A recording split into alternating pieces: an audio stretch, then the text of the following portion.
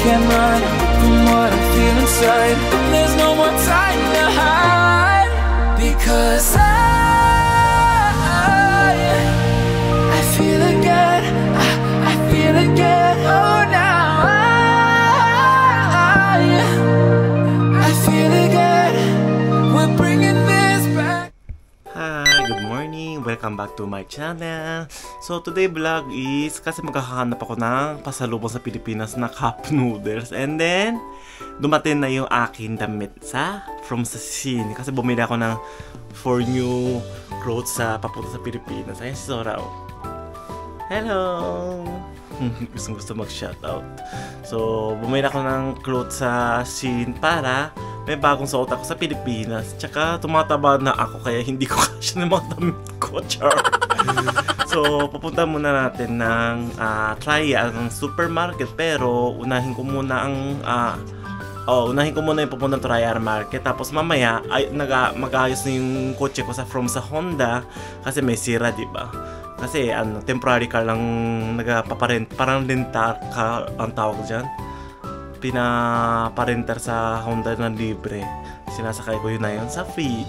So, ang kulit naman si Sura, ayan naglalambing kasi wala na si Umi, diba?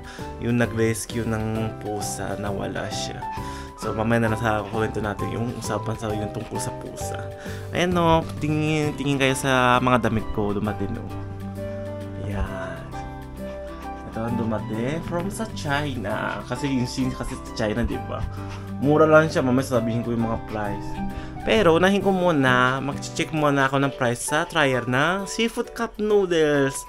Wala na, isang buwan na lang. Super busy na ako. Biro mo na yun.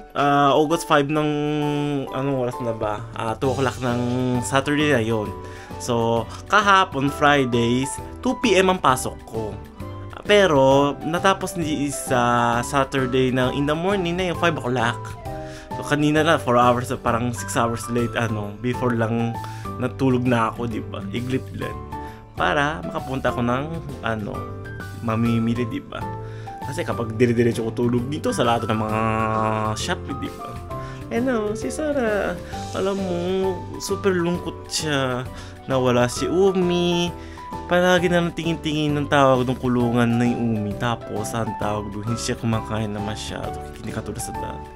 Siguro mga gantong hayop, diba? Hayop tuloy. Yung mga animals. Hindi yung hayop ng tawag doon, gandang meaning, ang tawag doon, alam nila yung tawag ng puso nila. Kasi nawala yung first time ko din si Rabbit na masiro, ganyan din siya. Kaya nag-ampon ako ng rabbit ulit. Diba? Ayan. Punta muna natin. Introduce natin Carter tayo sa temporary car natin. Kasi brand new. Diba? Hindi sa akin kasi. O tara, let's go! Ayan, alam mo, sa Japan super init na. Mga 38 degree, parang gano'n. Super init. Ayan, tingnan mo yung bagong car natin. 2 days lang na new car. Ayan look nyo. Ito ang tawag ng Honda Freed. Diba? Ang cute. 5 lang yata makasakay nito Pero slide door siya. Katulad ng ganito. Tapos, diba? Yung sa likod ng upuan, pwede nga ko rin.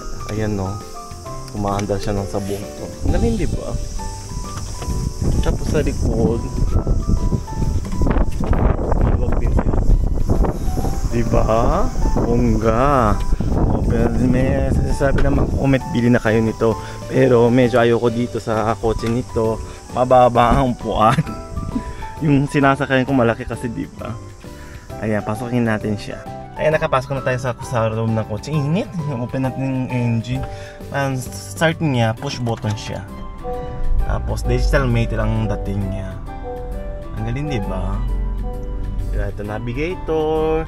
And then, iniwan ko sa wallet sa loob ng kotse. Ayan. Ang kaalam-alam na delikado yun. Ito yung mga aircon nila. Ang galing, diba? Tapos, may power outlet, USB. Tapos may gitna ng daanan. Pwede ka likod na sa likod. Ayan.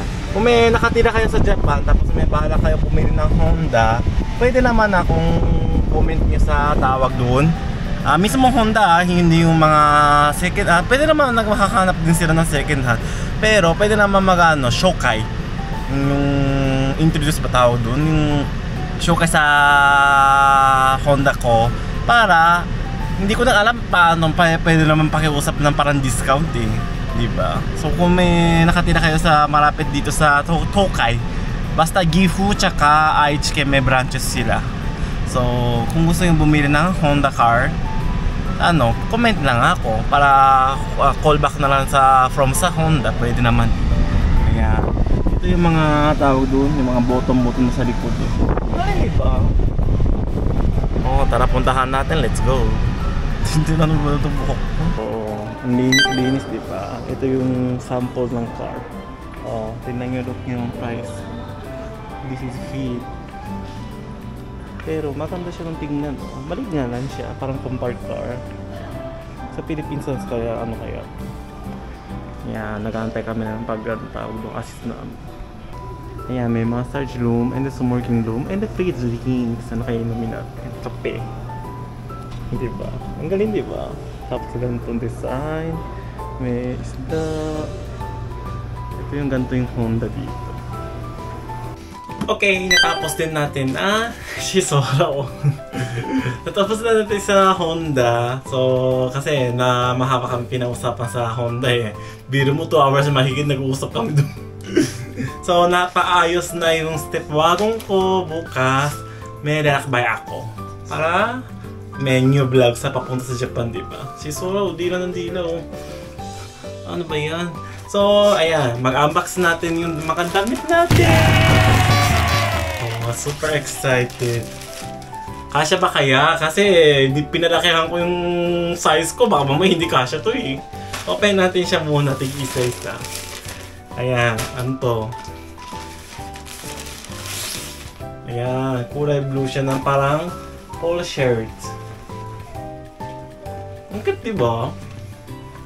May nakatawag doon. Nagkasya naman. Laki naman eh. Isang damit to. Ang cute. Biro mo, lahat nito yung binili kong damit. 1, 2, 3, 4, 5, 6, 7, 8, 9, 10, 11, 12, 13, 14. So, 14 pieces ng damit cloth ang binili ko. Alam mo, super discounted talaga sa Shein. Walang isang lapad siya. Tapos delivery free. Tapos ilang araw lang dumating from China. Ang bilis ang delivery nila. Kasi biro mo, mga 1,000 yung mga mahigit ganito. Pero kapag damihan mo siya, marami yung discount sa Shein eh. Mga 15% off, 13% off, 30% off, diba? Ayan, tapos natin na isa. Open natin ang tawag doon. Ito, gusto ko gawin pang trabaho ko sa papasok. Kasya ba kaya to? Pero parang stretch naman siya eh. Tingin nyo. Maganda pa. Susunod. Si Solo pasok kayo nasa likod. Ito yung pamport. Ano yan? Nahulog na. Nalaglag yung button. Ito naman kulay black and then parang gradation. Ang dating sa baba. Ang ganda diba? Mura nga siya kasi maganto 600 yen lang. So kung i-compute natin sa Philippine pesos, divide 2 lang mo gawin natin. About 300 pesos sa isang damit to, di ba? Biro mo sa mga Uniqlo na nakita ko sa Pilipinas, isang damit lang 3,000 pesos. Nashock ako. Baka ganun kamahal. Di ba? Ito naman ang cute to, di ba? Papunta sa Boracay, so naisusutoy ko siya. Tingnan mo. Kulay blue siya, maganda naman siya. Pero, yung sa likod, may design ng parang barcode. Ang cute, diba?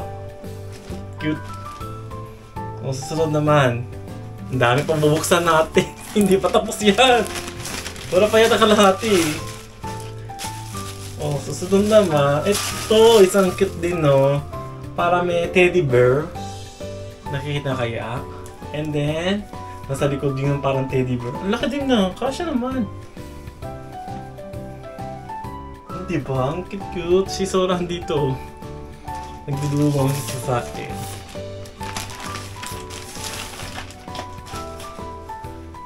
Susunod naman, kulay blue. Parang katerno ng teddy bear din ulit to. Nakalakay ng G. Parang naman laki. Sakto ba kaya to? Parang malaki naman. Sana pa pina-L ko na lang kasi XL nung binili ko to eh. Yan. Ano pa? Meron pa yan. Hindi pa tatapos ang tawag dun. Pa-unbox natin ng damit.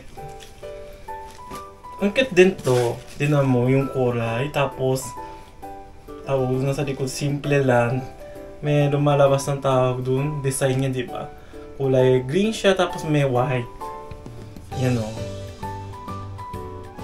Ang ganda. Susunod. Next.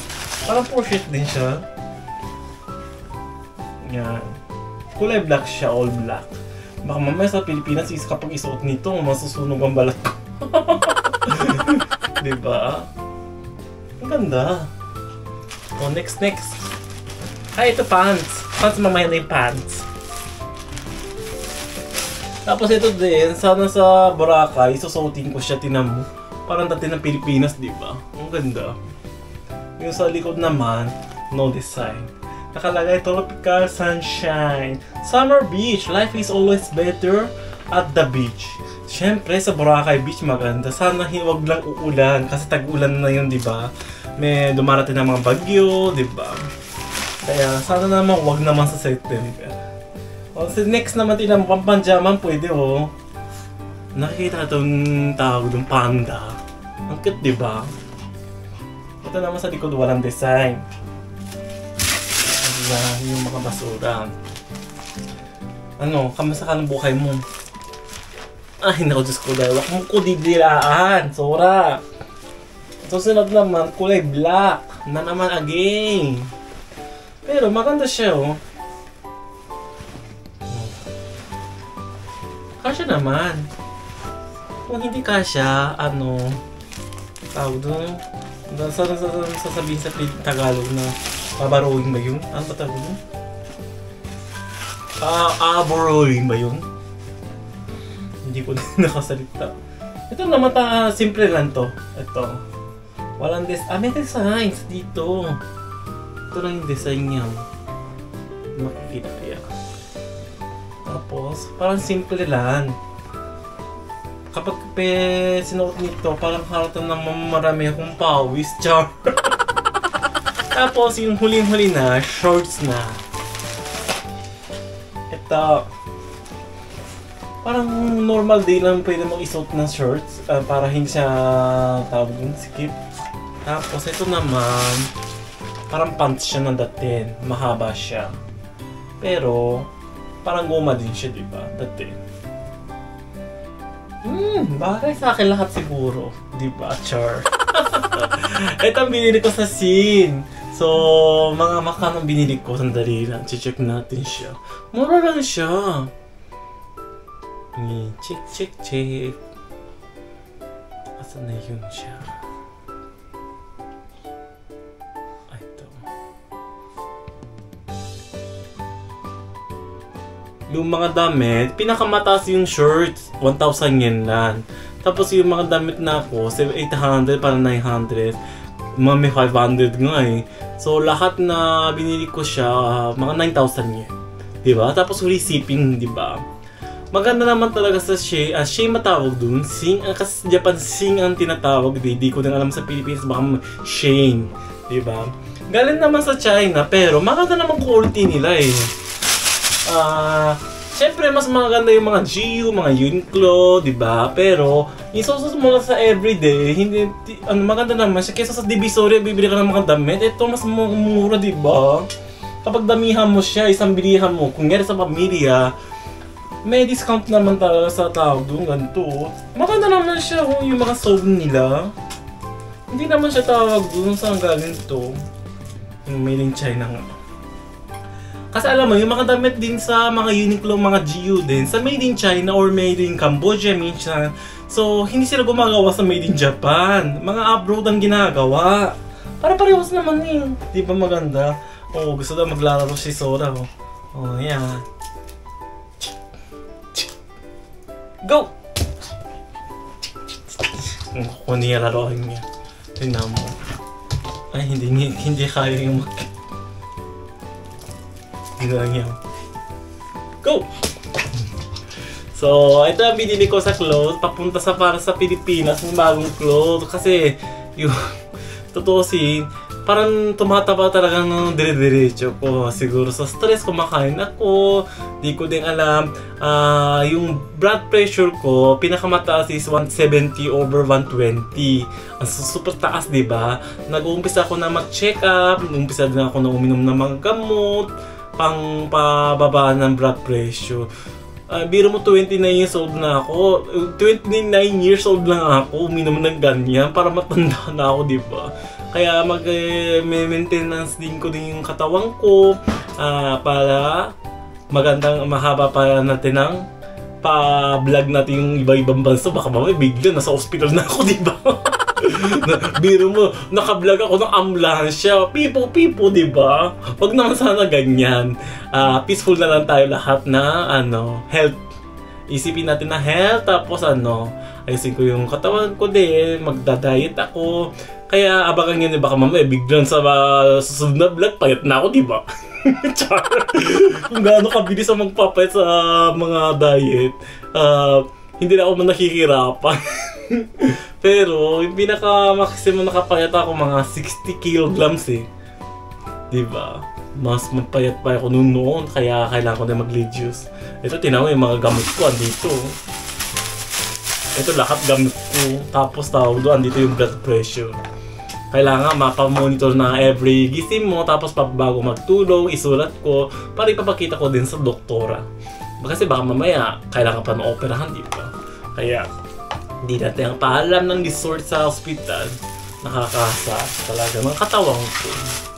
Ay kaya, end muna natin ang vlog kasi bukas may lakad pa ako. Kailangan makakang na matulog para malalakbay natin bukas. Kasi lalabas tayo ng Aichi Prefecture bukas eh. Medyo malayo pupuntahan natin. So, yung tatagong vlog nito, kung nagustuhan yung aking vlog, pakilike nyo naman, subscribe sa channel ko, hit the notification bell para notify kayo may bagong upload sa channel ko.